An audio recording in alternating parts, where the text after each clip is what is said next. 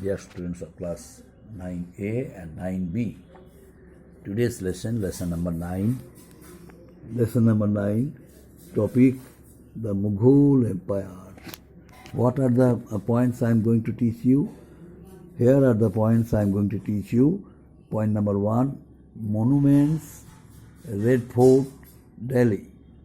Second point, architectural features. Point number 3, Jama Masjid, Delhi. Point number 4, style of architecture. Point number 5, Diwani Am, Diwani Khas. So, under the following points I am going to teach you. Point number 1, monuments, Red Fort, Delhi. Monuments, Red Fort, Delhi.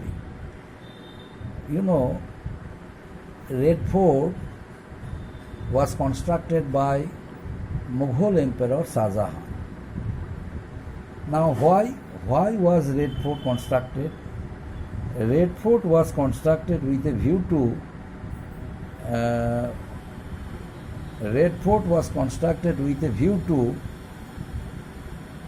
communicate a message to the people of India that the Mughals were superior to others, not only in their military skills, political skills, administrative skills, but also in introducing their own architecture, their own style, their own technique, own method, own paintings. In order to communicate that message to the people of India, Shah Jahan constructed so many monuments of great repute, so many architectures, and proved that he was the best king, the best ruler amongst the Mughals who construct a building, a monument, never be compared to others. So the Red Fort, which was constructed by Mughal Emperor Shah Jahan, it was done in order to shift his capital from Agra to Delhi. Shah Jahan decided to shift his capital from Agra to Delhi because Delhi was situated in the center of India. So he thought that it would be good for him to administer such a country, such a vast country from the center. That's why he decided to shift his capital from Delhi to Agra. And then he constructed the Red Fort. The Red Fort was constructed in the year 1639 and completed within 9 years. That means completed by 1648. Started in the year 1639 and completed by 1648. Now, what are its characteristic features? What are the characteristic features of its architecture? Red Fort is a huge fort made of red sandstone and white marble. The fort is in the shape of a parallelogram with massive walls around it. Large walls, big walls are there. And in the midst of the Red Fort, there was a large courtyard. It has two main gateways. One gateway named Lahori Gate and another one, another gate also was there, that was Delhi Gate. So two gates were used, but Lahori Gate was used during various occasions, various ceremonies. This gate was used, and Delhi Gate was used for private purpose. Basically, the family members used the other gate, the Delhi Gate. And inside the Red Fort, Diwani Am and Diwani Khas also were established, also were constructed. Diwani Am and Diwani Khas. Along with Peacock Throne and the Kohinoor Diamond also was set on the wall. Now question is, why were Diwani Am and Diwani Khas constructed, Diwani Kham established? Diwani Am and Diwani Khas.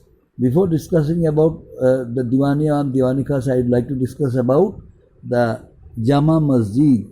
You know, Shah Jahan constructed Jama Masjid. Jama Masjid was constructed Shah Jahan. In front of the Red Fort, Jama Masjid was there, and it is said that Jama Masjid is one of the largest mosque of India, constructed by Shah Jahan. Now, what are its characteristic features? What is about its architectural features? This mosque is built on a high platform beside the river Yamuna with three onion-shaped domes of white marble decorated with stripes of black color. And there were how many onion-shaped domes? There were three onion-shaped domes with white marble and black stripes color, and stripe with white marble and with stripes of black color. Now it has a courtyard of 37 meters wide and can accommodate as many as 10,000 people there at a time. Usually these people would come to pray their namaz and could sit on the floor. At least 10,000 could sit, numbering 10,000 on the floor of the mosque during their prayer. That arrangement also was made by Shah Jahan.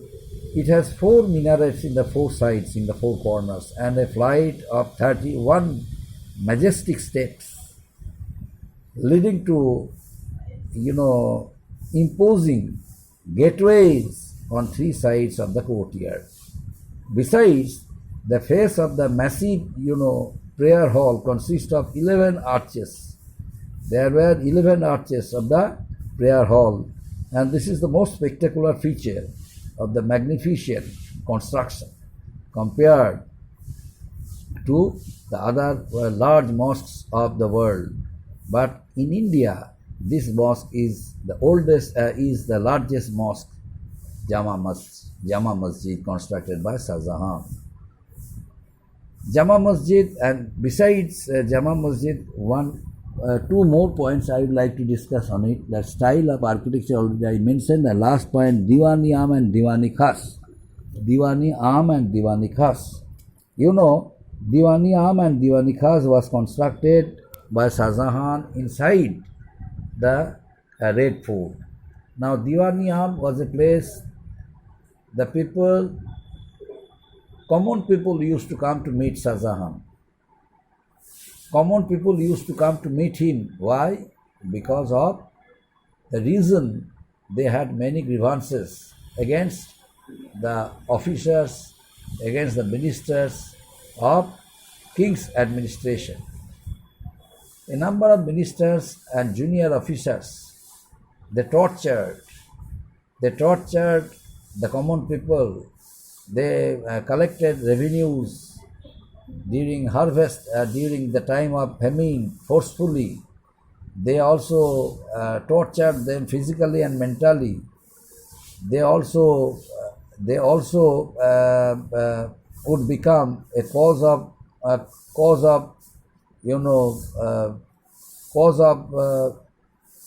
controversial issues, and no one was there to solve their problems. That's why they were bound to come to meet emperor. and there was a system introduced by Shah Jahan to beat common people, to allow the common people to discuss their problems in front of the emperor, so that their problems must be solved initially. That's why this arrangement was done by Mughal Emperor Shah Jahan, Diwan-i-Am and Diwani-Khas. So Diwan-i-Am and Diwani-Khas, and a number of people used to come to meet Shah Jahan. Shah Jahan would try to solve their problems, and he also allowed them to say their problems, to make their problems to make it clear to the emperor. And Diwani-Khas, it was a system. Emperor would come and would stand in front of the people who would come to witness him and to pray for all his achievements, to pray for the Almighty God only because of the emperor and his achievements. Only for that reason, Diwani-Khas also was used, and also it was also used to discuss whole political issues, the critical condition of the country, the financial expenditure, and the amount of money, how much the emperor could spend, and how much income the emperor should require. So this kind of this type of financial discussions, religious discussions, was held in the Diwani-Khas sometimes. There was